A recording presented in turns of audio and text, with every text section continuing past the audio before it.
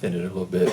There's guys out there that are trying to make positive, good, social conscious records, but nobody want to hear it down there. You know, this South is the land of the strip clubs. You know, that's my little piece. But I agree with the children part. I love watching those YouTube videos with the little kids that are just bouncing inside of the car. I'm like, okay, I like that. But from ASCAP's perspective, a hit record is, an example is Umbrella by Rihanna.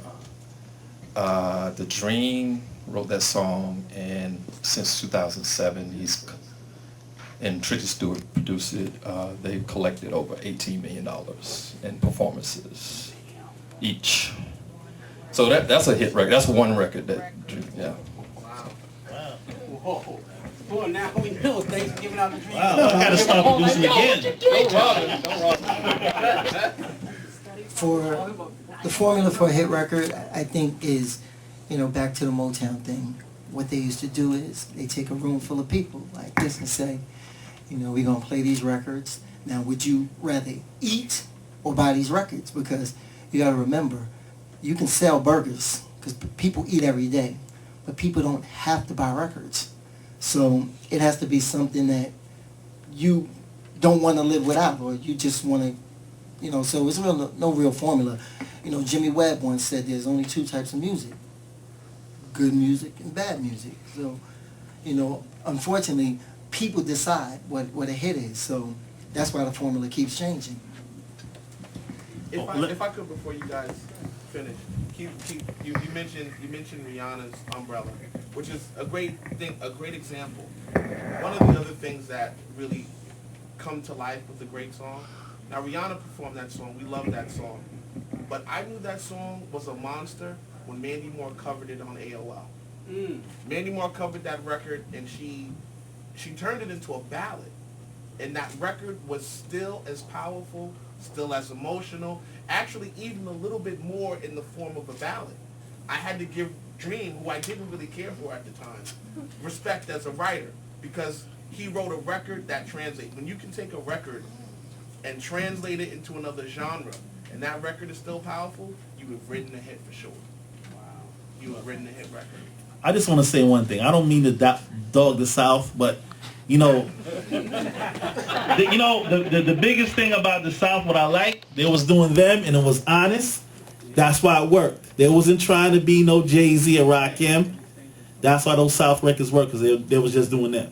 And that goes to say, I think Peter, somebody said, be true to your market. And that's the effect of the South records. They weren't. They were like, no, we rah-rah, this is how we coming. I'm not trying to be Biggie or Tupac. This is how. So staying true to your genre is very important. I just want to say one thing about the music business. From my experience in Alaska, I think what a lot of people are forgetting is that the big cities are not the United States. You can take Montana, Utah, Nebraska, like 3 or 4 of those country states in the middle of the country, and sell 3 million records, and nobody ever hear about it.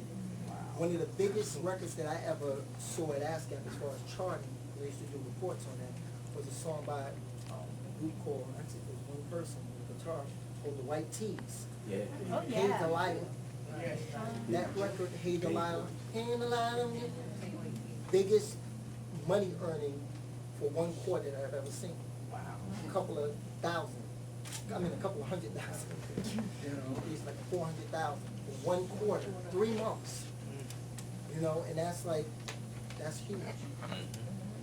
Yeah, right now, let me just say this, because what's happening here is, you guys you see your numbers, you do your tag, your publishers, so I don't want anybody to get it confused. Like, they mentioned some big numbers, but these artists put in a lot of work to reach those numbers.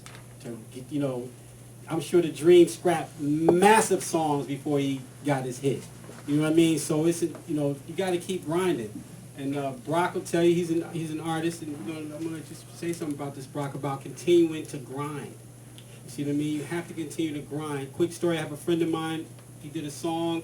3 years he's been trying to get this country song on jukeboxes. Now it's all over the country. I'm singing it too, but you won't recognize my voice. But he's been trying for 3 years, and he called me the other day like, "We don't have it, I just went to the." So I'm like, wow, and I totally forgot about the song. It's not my thing, you know what I mean? I just did him a favor, but it's just to say that if you continue your grind and follow up, because I'm hearing from people that when they come to the panels, they don't get anything out the panels because you're not following up. Lucci will tell you, Lou, every single person on this panel tell you, sometimes you don't know how long you're pitching a record before somebody says, yo, that record's dope. Hey, well, I just played this record to you like 6 months ago. You went right by it. You see what I mean? So continue your grind.